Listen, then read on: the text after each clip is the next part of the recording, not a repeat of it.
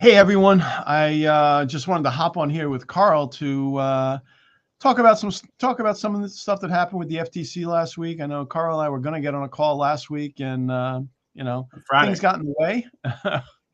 um, so Carl, busy week last week, huh? Yeah, the FTC safeguards just went live as of Friday, and I mean, it's not like people are going to. It's one of those things where it's like a duck. It's all quiet on the surface, but below the feet are moving really quick, and you're starting to see. It's really becoming clear. We've had some fuzziness about what the penalties would be for Mm-hmm. ignoring these rules, and they're really quite. They're worse than I even thought they were. I mean, it's $100,000 up to $100,000 per occurrence. The principal management team can be also fined up to $10,000 per occurrence. Individually or the team? Individually, Okay. they can all be fined. It can be a business owner, that could be a CFO, that could be anybody, anybody in the C-suite or VP. They can all be exposed. You're also looking at up to $46,000 per day that the violations are in effect. So let's say you had a problem where you didn't turn on MFA, multi-factor authentication, and you let it run for 10 days after they fined you. $46,000. Right. It's going to add up quite. So these rules are really designed to cripple or basically shut the business down outright, which is also one of the FTC powers that they do exercise.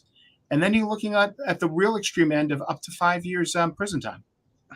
That's crazy. But actually, why don't we back up? Why don't we back up a little bit? Because there's a lot of people. There's some people talking about the FTC. There's a lot of people that don't even know it exists. And then we start looking at the list of people that people say I'm not. It doesn't apply to me. I'm not a bank. Well, it turns out everyone that the FTC the FTC safeguards created a new category of people that this applies to. It's non-banking financial institutions. And when you get right down to it and look at what they're calling a non-banking financial institution, there's a lot of industries in there that people don't think they are that are going to be affected by this. And, it does call out CPAs and anyone preparing taxes. Auto dealerships are listed in there. People make the mistake of the list being the only thing that's on the list, as opposed to being how wide scope it is. So I'm sorry, I didn't mean to cut you off. Yeah, no, it's not a problem. Yes, it is a wide-reaching thing, but when you really look at it, what we see in the FTC in the regulation is this is the Federal Trade Commission's process for trying to protect consumers and having another way to reach out to a broad range of industries. And the range is so broad that the very last definition that's in there is they actually added something called a finder, which is anyone that brings two parties together to cause a financial transaction to happen. They also went so far as to say that the person that brings them together doesn't have to be part of the transaction. Yep, that's a scary one. I'm not sure how they're going to how they would actually cover somebody in like a BNI networking meeting making a referral to a mortgage company. That could be, I've already had an attorney who used an example, not in the FTC, of the other attorney had a Yahoo email address and he got breached. And so the person who referred him sued both the attorney and the real estate company because they referred that attorney to them because they lost about $150,000 in transactions.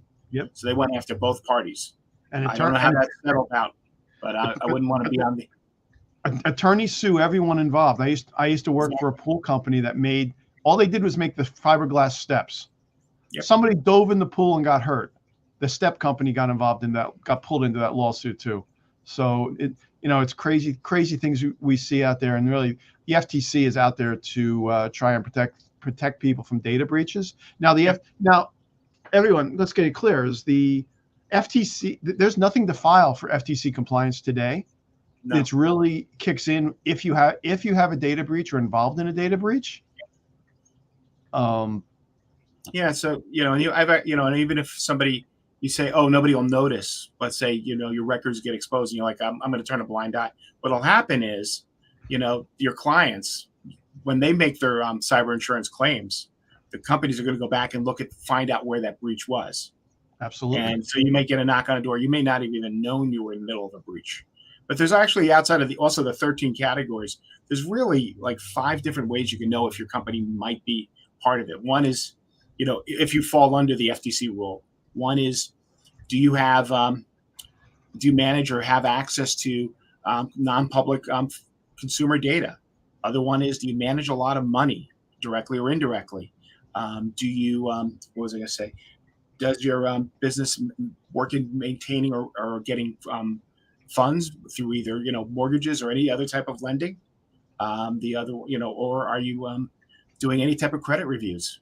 So all these things. I think there's one more there, but basically what you're looking at is if you touch or handle any of that consumer credit directly or indirectly, or that has to be done in the transaction, your business is going to fall under this rule. Absolutely. And guys, if you go out to the internet, Carl, I've talked to a couple of people and they went and looked up the guideline themselves, and they read through it and they said, "Oh, I have under 5,000 records. That says I'm exempt." Okay, yeah, that's a trap you're going to fall into. First of all, it doesn't get you out of the FTC safeguard rule. It only basically says about 3 or 4 different things, which really refer to reporting.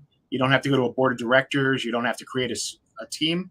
Guess what? If you breach those records and they go out, you can still get the same big boy fines that the other companies get. So 5,000 customers is a beginning, and a lot where I can see getting really in trouble is if you're a car dealership and you're just a small firm and you're doing like 84 records a month, 84 loans. Well, you have to keep those loans for 5 years. You have to keep records, even of the ones you lost. Plus, you have to have the deal jackets for the ones that you close that have to be maintained for 7 years. That's over 5,000 customers. So before you go ahead and say, "Oh, that's okay and all is good and I'm under 5,000," you want to check and double check, especially if you're going to be submitting that information to your insurance company, because that's the other part. The insurance companies are going to start to want to get involved. They are starting to get involved, and they're saying, "Hey, we know what type of business you are. You are going to, we're making that decision that you should also be complying with the FTC safeguard rules." So that's going to be the other part that comes in there. And we're already seeing it even for accountants now when they want to file for the IRS and they want to file online. One of the part of the questionnaire is to say, "Hey, are you complying with the FTC safeguards?" Cool. Well, I think this has probably scared enough people, Carl. So, Sorry. Hey guys, if you deal with any type of transactions with consumers, reach out to Carl or myself online, DM us. We actually have a checklist that we can give you of things that you should be doing today, and hopefully we can help you protect yourself and protect the consumers and keep everybody safe. Yeah, maybe even give yourself a business advantage over your competition. Absolutely. Well, Carl, thanks for sharing with everybody. Thank you, Bob. Thank you for having me.